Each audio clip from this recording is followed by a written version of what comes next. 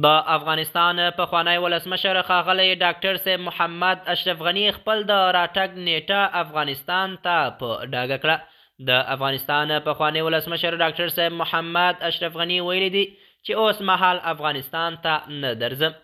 د افغانستان پخوانی ولسمشر ډاکټر صاحب محمد اشرف غني ویلي هر کله چې د طالبانو حکومت په رسمیت وپېژندل شو او د افغان ښځو حقوق ورکړل شول، د انجونې ښوونځي پرانیستل شول او پوهنتونونه، نو بیا به خامخا افغانستان ته درځم او د طالبانو سره به یو ځای کار پیلوم تر څو چې د افغانستان ښځو حقوق، د انجونو پوهنتونونه او ښوونځي او طالبانو حکومت په رسمیت نه وي پیژندل شوی، نو زه به هیڅکله افغانستان ته را نشم.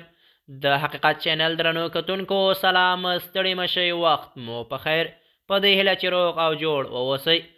د افغانستان پخوانی ولسمشر ښاغلی ډاکټر صاحب محمد اشرف غني خپل د راتګ نیټه افغانستان ته په ډاګه کړه. د افغانستان پخوانی ولسمشر ښاغلی ډاکټر صاحب محمد اشرف غني ویلي دي اوس مهال افغانستان ته نه درځم. کله چې د طالبانو حکومت په رسمیت وپېژندل شو او د افغان ښځو حقوق او د نجونو پوهنتونونه او ښوونځي خوشي شول، نو زه به خامخا افغانستان ته درځم او د طالبانو سره به یو ځای کار پیلوم. د افغانستان پخوانی ولسمشر ډاکټر صاحب محمد اشرف غني ویلي دي کله چې د افغان انجونو ښوونځي نوي پرانیستل شوي او پوهنتونونه یې نوي پرانیستل شوي، نو زه به په کومو سترګو افغانستان ته ستون شم، ځکه چې انجونې هم د هلکانو په څیر حق لري.